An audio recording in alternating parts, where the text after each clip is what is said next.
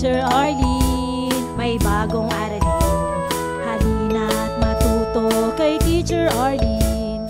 Isa, dalawa, tatlo. Tutulungan ko kayong magbasa at magsulat, mag-drawing